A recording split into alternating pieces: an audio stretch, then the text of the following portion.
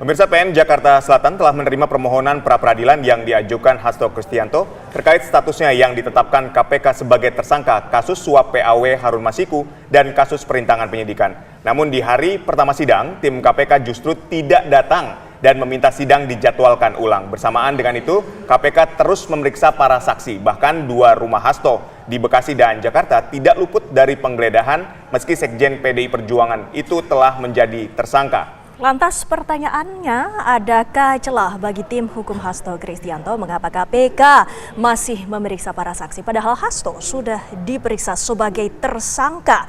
Untuk membahasnya telah bergabung bersama kami kuasa hukum Hasto Kristianto, Alphonse Kurnia Palma, dan juga mantan penyidik KPK Yudi Purnomo Harhab. Selamat sore Bapak-Bapak. Ya, selamat sore Mas Yudi, Mas Alphonse. Oh, masih pagi semangat ya. Baik, pertama kita ingin langsung tanyakan ke Bang Alphonse terlebih dahulu menanggapi ketidakhadiran KPK dalam sidang pra-peradilan perdana kali ini. Bagaimana Bang Alphonse? Ya, kami sih berprasangka baik ya bahwa mungkin masih banyak kegiatan-kegiatan ya. Seperti yang Mbak Mas katakan tadi kan, walaupun persidangan gugatan peradilan berlangsung, pemeriksaan tetap berjalan kan. Kan gitu sebenarnya.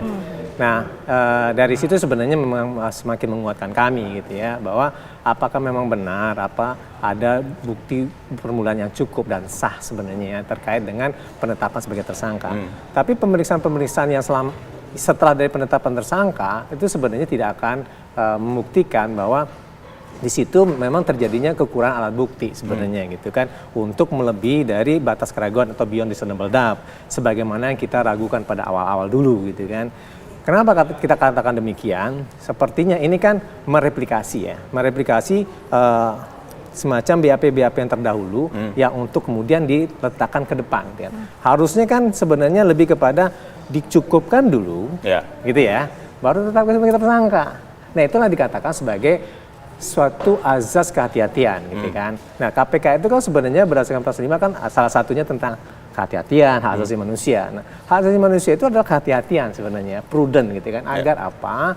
Agar KPK sebagai para penegak hukum itu sebagai dia ketika memegang pisau gitu kan, dia itu tidak akan sembarangan menerabas gitu kan. Nah, dengan demikian makanya tidak sembarangan orang untuk ditetapkan tersangka. Kan ada adigium seperti ini. Lebih baik membebaskan gitu ya 100 orang yang bersalah dibandingkan menghukum seorang yang tidak bersalah. Nah, jadi kehati-hatian itu lebih pada itu sebenarnya, agar tidak ada kesalahan di dalam membuat orang ditersangkakan dan kemudian dihukum gitu. Nah, oleh sebab itu makanya 3 minggu bagi kami gitu ya, itu juga kami berpandangan baik bahwa mungkin ada kegiatan-kegiatan yang lain atau mungkin ada juga libur panjang, kan ada Imlek, ada Isra Mi'raj, macam-macam kan gitu. Mungkin juga penyidik pengen berlibur di situ, kita nggak tahu gitu kan. Tapi pada prinsipnya pada saat ini memang kita melihat bahwa kalau dalam proses penetapan tersangka dahului dulu dengan 2 alat bukti yang cukup dan sah gitu, dan kemudian baru ditetapkan sebagai tersangka, bukan dalam artian ditetapkan tersangka baru kemudian dipenuhi bukti-buktinya. Kalau bisa gitu kan konstruksinya tetapkan tersangka dan kemudian setelah itu bukti kemudian. Nah, itu tidak boleh. Jadi ada keraguan tetap ya terhadap bukti permulaan yang dipunyai oleh KPK. Jadi begini sebenarnya, kalau kami menilai gitu kan, ambang batas keraguan untuk meyakinkan kami sebagai penasihat hukum gitu kan, karena ada 2 pasal ya, 1 suap, kemudian perintangan. Terkait dengan suap gitu kan, mestinya gitu kan, orang yang menyuap itu testimoni dulu, di BAP dulu gitu kan. Kemudian setelah itu dia menyatakan memang benar dia, kan gitu. Tapi kan ini nggak ada, kan gitu kan. Dari mana bisa dikatakan memang orang ini melakukan suap? Kan nggak ketahuan jadinya gitu kan. Nah, itu makanya satu persoalan satu. Dan kemudian yang kedua, obstruction of justice gitu kan. Ini kan sebenarnya berdasarkan pasal 21 UNCAC kan gitu kan. Nah, esensinya di situ lebih terkait dengan permasalahan menghalang-halangi secara fisik sebenarnya. Itu juga tidak hanya terdapat di dalam UNCAC, tetapi juga konvenen regional di Eropa, dan juga itu ditafsirkan berbeda di Indonesia dan pasal 21. Saya ingin ke Mas Yudi. Mas Yudi, ini kita melihat bahwa tim kuasa hukum dari Pak Hasto ini punya keraguan terhadap bukti permulaan yang disampaikan oleh KPK terhadap penetapan tersangka Sekjen PDI Perjuangan Hasto Kristianto dalam perkara suap PAW Harun Masiku dan perintangan penyidikan. Anda menilainya seperti apa? Ya, menurut saya kan tidak jadi masalah ya. Memang itulah kemudian penyidik kan selalu diuji. Selalu saya katakan kan ujian itu bukan hanya di internal KPK ya, tetapi dari pihak eksternal. Apakah kemudian ada celah-celah yang bisa digunakan? Seharusnya penyidik ya mampu untuk menutup celah-celah. Tapi kan ketika mencari celah pasti ada lah ya.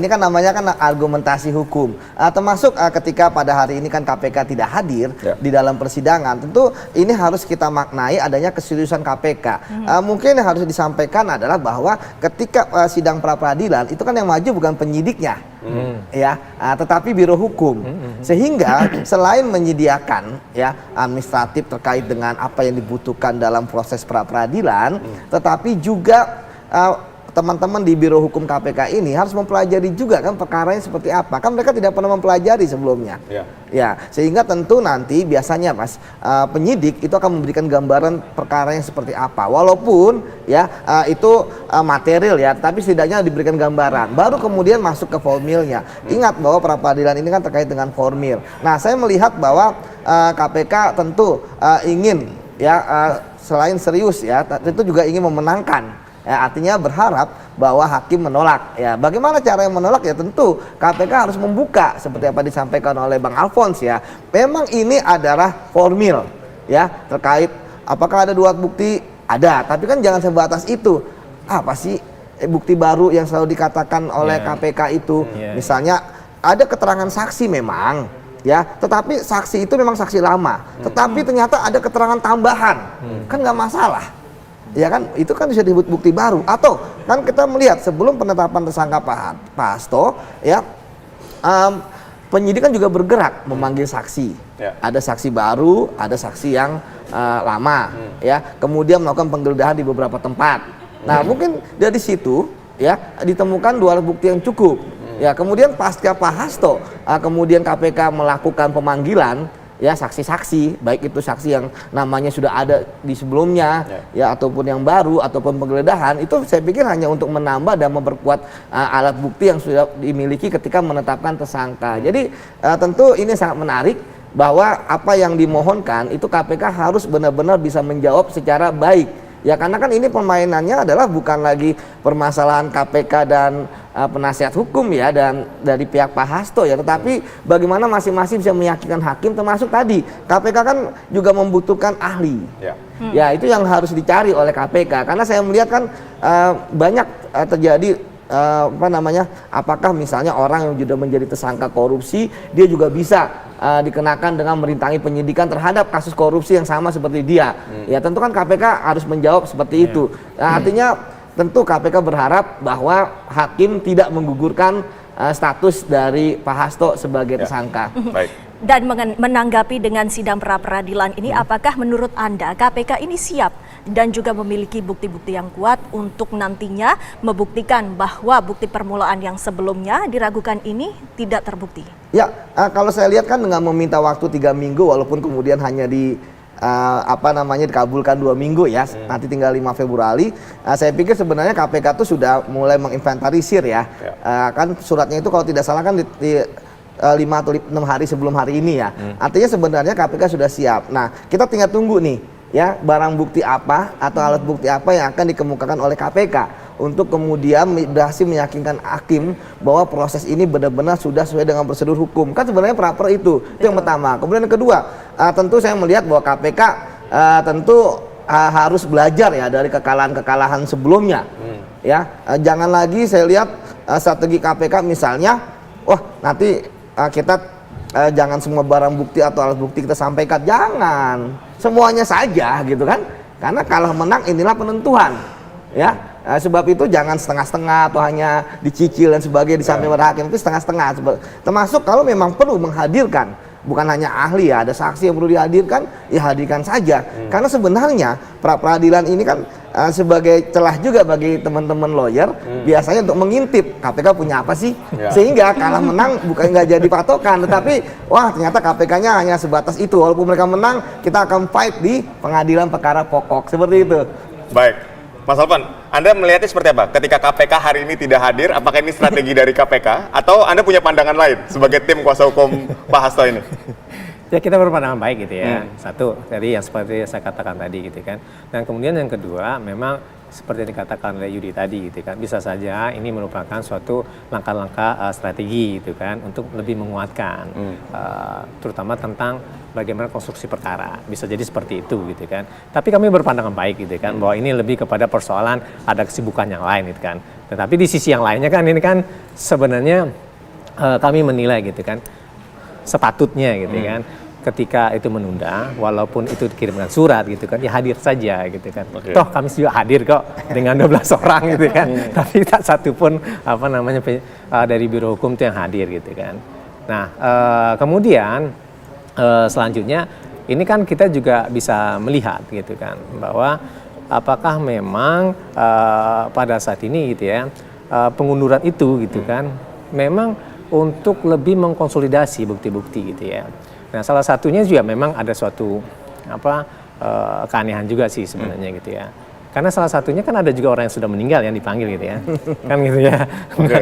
Nah, menurut saya itu juga menarik gitu kan. Nah, itu kan salah satu bukti gitu kan bahwa soal keadministrasian begitu itu juga ada persoalan gitu kan. Nah, yang begitu-begitu sebenarnya harus hati-hati gitu kan.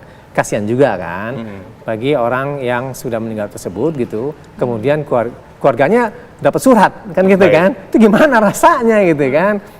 Nah, itu adalah persoalan administrasi gitu kan. Yang memang dengan momentum ini kita juga mengatakan tolong hati-hati. Nah, berbicara dengan hati-hati ini juga kita mempertanyakan apakah dari tim kuasa hukum Hasto ini memiliki bukti adanya celah bahwa KPK ini dalam pemeriksaannya ini ada kekeliruan. Kita jawab sesaat lagi. Ditahan dulu Bang Alphonse.